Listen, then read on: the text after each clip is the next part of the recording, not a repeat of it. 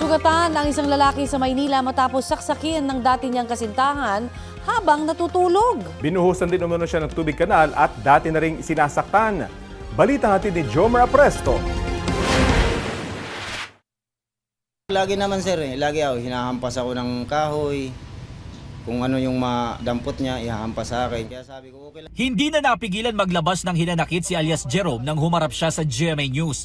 Ang 43 anyos kasing truck driver, biktima raw ng pananakit ng dati niyang kasintahan na 31 anyos na mahigit 2 buwan na raw niyang hiniwalayan. Pasado alas 6 kagabi, sinugod daw siya nito habang nagpapahinga sa minamanihong truck sa Parola Compound sa Maynila. Natulog ako sa duyan, tapos lumapit sa akin, nangihingi ng pera na wala akong maibigay. Binuhusan niya ako ng tubig kanal na maraming ihi.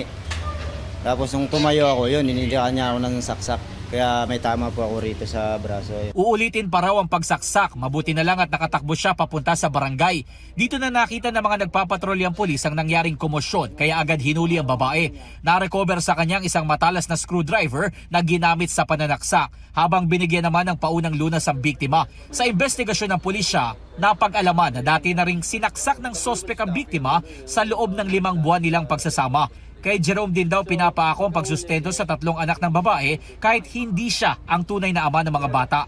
Nasa kustodiya na ng Delpan Police Station ang sospek na maharap sa reklamong frustrated homicide. Sinusubukan pa namin siyang makuhanan ng pahayag. Jomar Apresto nagbabalita para sa GMA News.